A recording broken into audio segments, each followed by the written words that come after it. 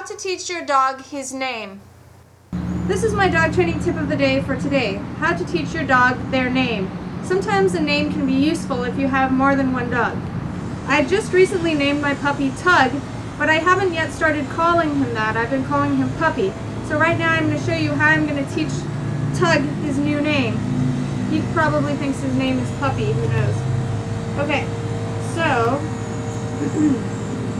I'll show you with Kiko. All you have to do is say the name, Kiko, and then give them a treat. Kiko, treat.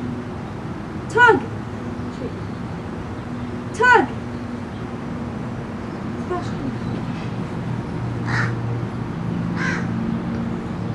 Splash. Splash. Kiko. Tug. Tug. Kiko. Splash. In the next clip, you'll see Tug try to get Kiko's treat. Instead of saying no, I'm simply going to lift the treat back up again until he's backed away. If the problem kept happening, I could put him on leash or go back to clicking or saying yes for him standing calmly to watch Kiko get a treat. You will also see that if Tug's paws leave the ground while I'm giving him a treat, I remove the treat and only release it to his mouth when he has all 4 feet on the ground. Splash. Kiko. Tug.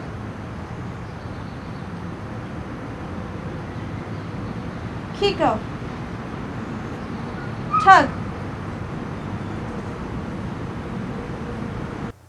Here's an example of what you can do if you've taught your dogs their names. Splash down. Kiko down.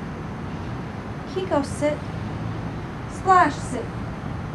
Now if you have a dog that guards food, you don't want to feed your dogs all together. You want to have them on leash first, far enough apart that they can't go after each other if a treat drops or if they suddenly don't want the other dog in their face while they're getting a treat. This could be potentially disastrous if your dog doesn't like other dogs in their face while they're eating. An exercise you can do for that is having your dog on leash. Kiko actually doesn't like other dogs near her while she's eating, and so an exercise for that would be having her on leash so that she can't reach Tug, and as Tug gets a treat, yes, she gets a treat. So she's learning that when he gets a treat, she also gets a treat.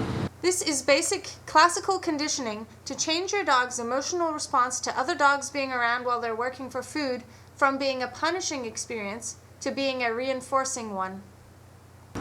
When you feed this one a treat, you want to feed this one a treat too, so that this dog's learning not to put their face into Kiko's face when Kiko gets a treat. Yes. If you're unsure how your dogs will be around food together, always start off with both dogs on leash, held by a separate handler, so they can't reach each other.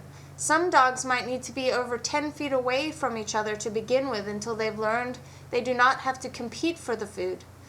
These exercises are great for teaching a pack of dogs there's no need to bicker or argue, their handler is in charge of who gets what, and they don't need to take matters into their own hands, decreasing all the dogs' stress levels.